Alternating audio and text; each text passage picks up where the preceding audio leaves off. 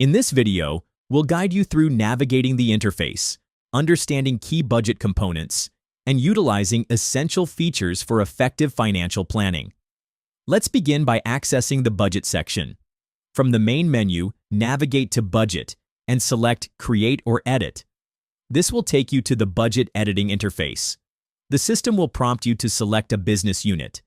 Click on the organization chart icon, often represented by a small tree or hierarchy symbol. This will open the org chart, displaying your company's structure.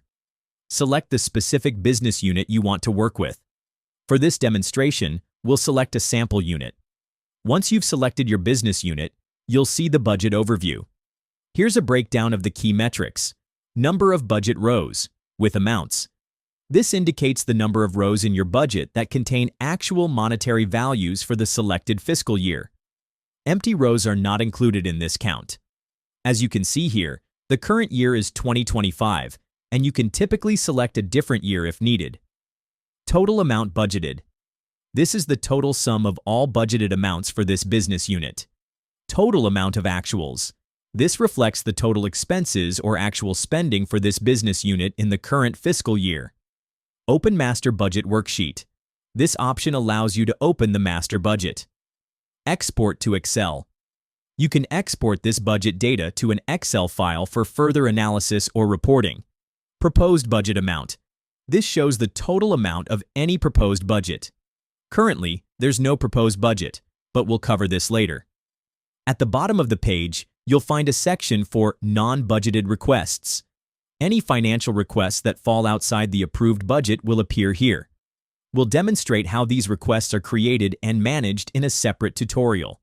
Now, let's discuss a powerful feature, budget consolidation. This allows you to view budget information at different levels of your organization. The key concept here is dependencies.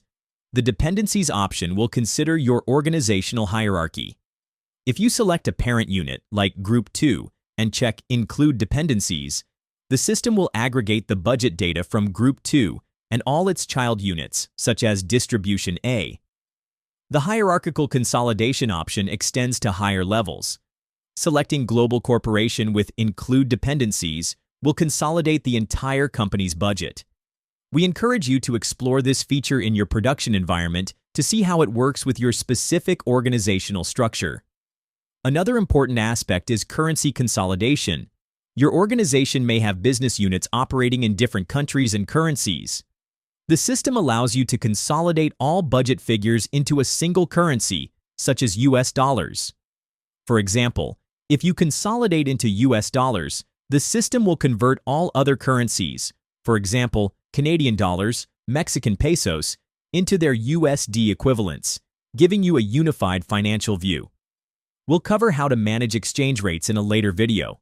To illustrate, if we select USA and include dependencies, the system will consolidate the budgets for all business units within the USA, providing a summarized view of the entire US operation in US dollars.